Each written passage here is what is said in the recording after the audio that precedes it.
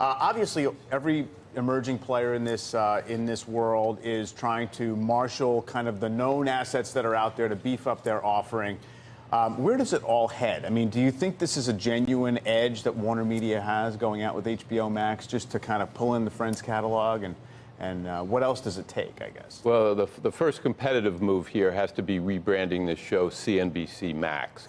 This is the longest show on CNBC, and the great Max Myers is your executive producer. This has to be the CNBC Max. That's your competitive shot.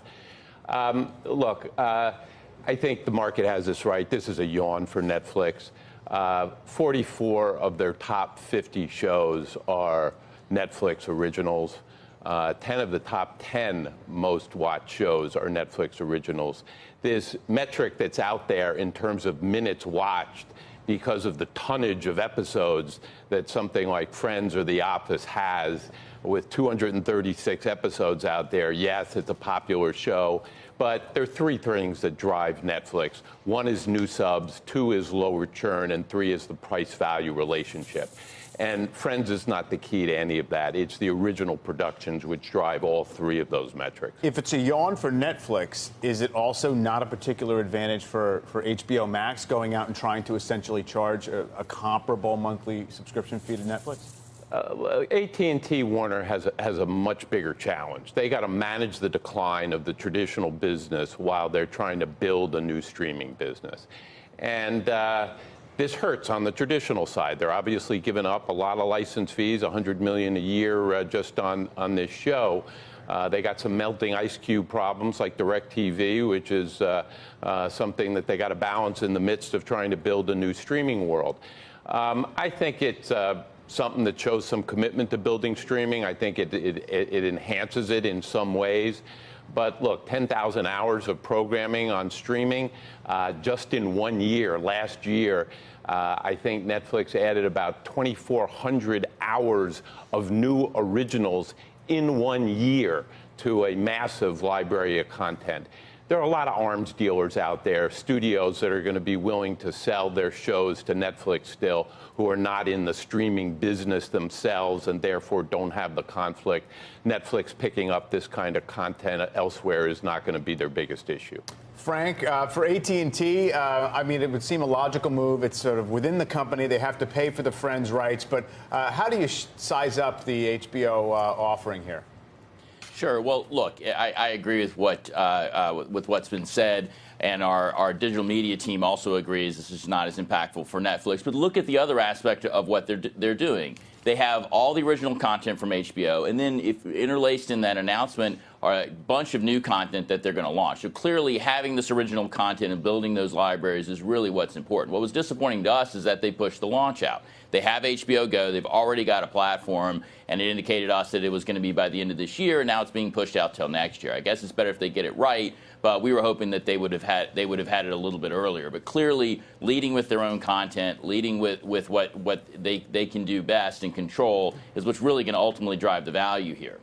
Julia, you know, at the bottom, at the end of the day, I should say, it only matters whether or not Netflix will lose subscribers, correct, by losing these shows. But at the same time, you know, this might provide subscribers a window of time to cut their subscription to Netflix and switch over to other services if they don't have those sort of the number one and number two shows to sort of help keep them sticking around in between House of Cards and Orange is the New Black and all those great originals.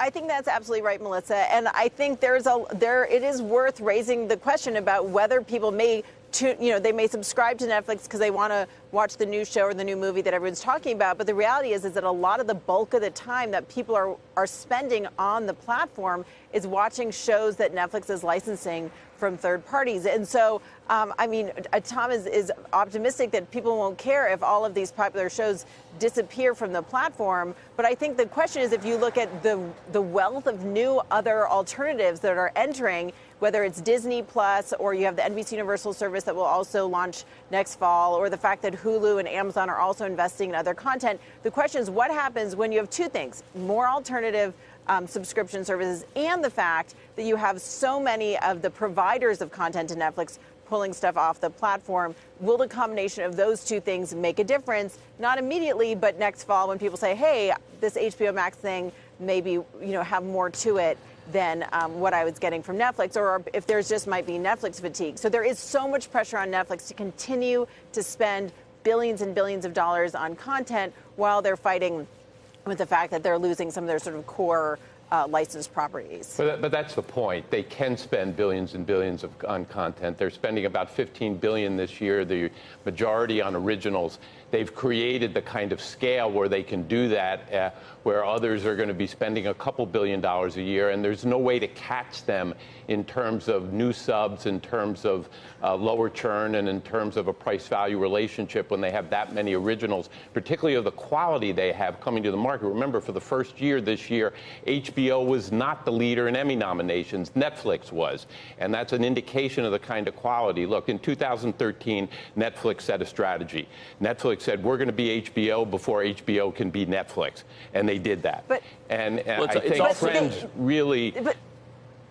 It's also a matter of the investment. I mean, HBO had to pull back an investment as the government had them tied up for almost 2 years. They're greatly increasing that spending. So I think you'll see them come back. But again, it gets down to where you're willing to spend that original content is where you're really going to drive the traffic. But greatly incring the spending is a pimple in some ways compared to what Netflix is now spending. I think Friends really turns it well.